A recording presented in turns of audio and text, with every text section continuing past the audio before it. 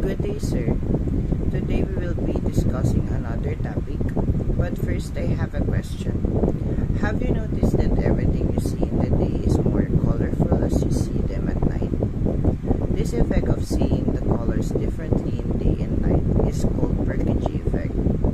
The Purkinje effect, sometimes called the Purkinje shift, is the tendency for the peak luminance sensitivity of the eye to shift toward the blue end of the color spectrum at low illumination levels as part of the dark adaptation.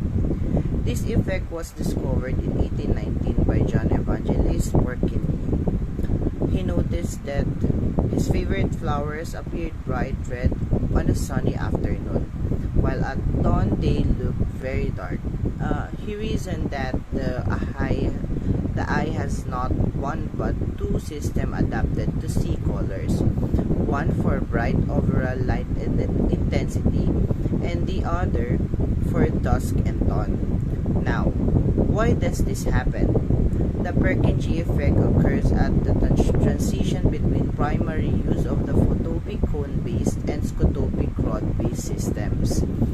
That is, in the mesopic state, as intensity dims, the rods take over, and before color disappears completely, it shifts toward the rod state sensitivity.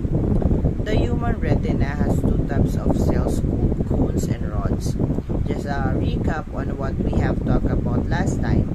The difference between this is scotopic vision uses only rods, which are cells that are responsible for vision at low light levels, meaning the objects are visible but appear in black and white, whereas photopic vision uses cones, which are cells that are responsible for vision at low light levels and provide color. And mesophic vision is the combination of the two and is used for most scenarios. In simple words, cones are responsible for color vision, rods are ultra sensitive to light and simply detect light, and good for night vision but cannot distinguish between different colors, which is why everything seems to be black and white at low light levels. However, the rod cells are most sensitive to the blue-green end of the spectrum. Interesting practical implication of the Purkinje effect is that as nighttime conditions appear, longer wavelengths red of light will appear darker, whereas shorter wavelengths blues will appear relatively brighter.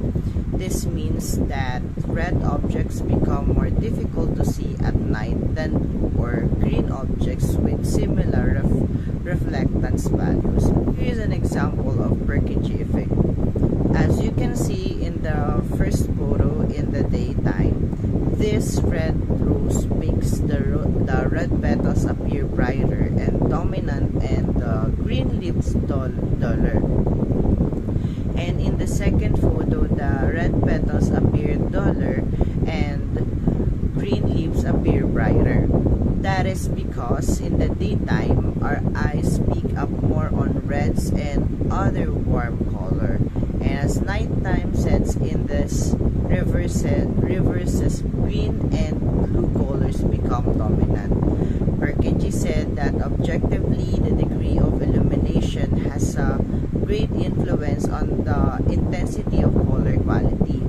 In order to prove this, most vividly take some colors before daybreak.